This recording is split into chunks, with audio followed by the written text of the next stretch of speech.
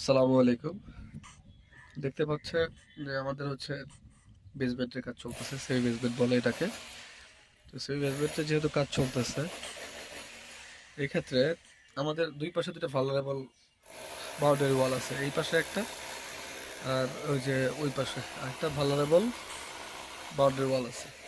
এই boundary ওয়ালটাকে save করার জন্য বেসিক্যালি দেখেন, একটু ক্লোজলি দেখাই। এখানে কিন্তু পাইল যেটা, কিন্তু ওই পাইলটা কিন্তু কাছাকাছি চলে গেছে।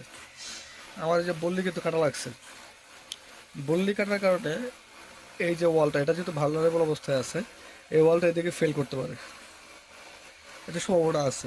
এই জন্য আমরা কি করছি, আমরা হচ্ছে ব্রেসিং করছি, বললি ব্রেসিং বলে এটাকে। এই যে বললি দিয়ে একটা ব্রেসিং দিছি, আর নিচে হচ্ছে 3/1.5 একটা হচ্ছে বক্স, হলো বক্স দিয়ে ব্রেসিং করে এই যে ওই জায়গায় একটা সাপোর্ট, আর এই যে এই জায়গায় থেকে একটা সাপোর্ট দিছি, যেন হচ্ছে কোনো কারণে এই ওই ওয়ালটা যেটা আছে, মানে এই যে ওয়ালটা ভালনারেবল যে ওয়ালটা আছে, বাউন্ডারি ওয়াল, এটা যেন ফেল না করে।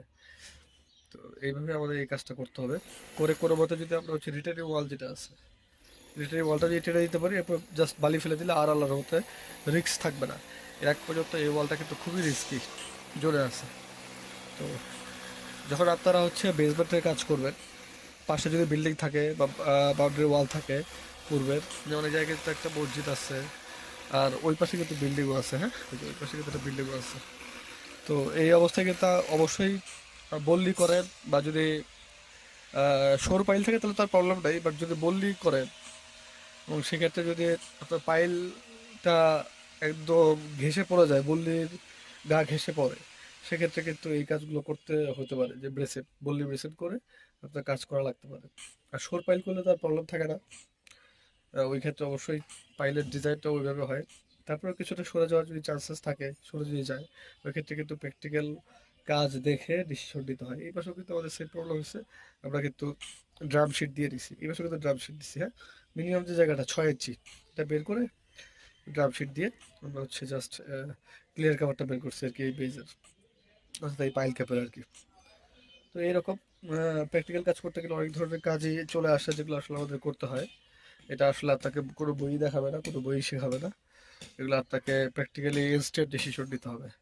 তো আপনি যদি প্র্যাকটিক্যাল কাজ করেন তাহলে কিন্তু ইনস্ট্যান্ট ডিসিশন নিতে পারবেন, আদারওয়াইজ কিন্তু ইনস্ট্যান্ট ডিসিশন নেওয়া খুব ডিফিকাল্ট হয়ে যাবে। ওই পাশে আমাদের ওই যে ওই জায়গার যে প্রবলেম, ওইটা তো প্রবলেম আছে, এই যে গাছটা ফেল করার একটা চান্সেস ছিল। আমরা কিন্তু ওই যে ওই জায়গায় আরো দুটা বল্লি দিয়ে গাছটাকে, এই যে গাছ, এই গাছটা ফেল করতে চাচ্ছিল, তো আমরা হচ্ছে দুইটা বল্লি দিয়ে নিচে গাছের শিকড় সহ এটাকে কিন্তু আল্লাহর রহমতে কিছুটা প্রোটেক্ট করছি, কারণ গাছটা যদি ফেল করতো তাহলে কিন্তু ওই বাউন্ডারি ওয়ালটা সহ ফেল করবে আর কি, চান্সেস থাকে। এই আর কি বিষয়। তো প্র্যাকটিক্যাল কাজ করতে গেলে এই ধরনের বিষয়গুলো খেয়াল রাখতে হবে, এবং অবশ্যই আপনাকে অনেক কিছু চিন্তা করে, অনেক কিছু মাথায় নিয়ে তারপরে কিন্তু কাজ করতে হবে। তো সিভিল ইঞ্জিনিয়ারিং আসলে খুব বাস্তবধর্মী একটা সাবজেক্ট। কাজগুলো খুব টেকনিক্যাল যেমন আছে, ঠিক একইভাবে আপনার কমন সেন্সের একটা ব্যাপার স্যাপারও থাকে, দুটার মিক্সচারে আসলে এই কাজগুলো করতে হয়। ঠিক আছে, এরপরে অন্য কোনো ক্রিটিক্যাল ভিডিও বা অন্য কোনো ভিডিওর সময় দেখা হবে ইনশাআল্লাহ। ভালো থাকবেন, সুস্থ থাকবেন, আল্লাহ হাফেজ, আসসালামু আলাইকুম।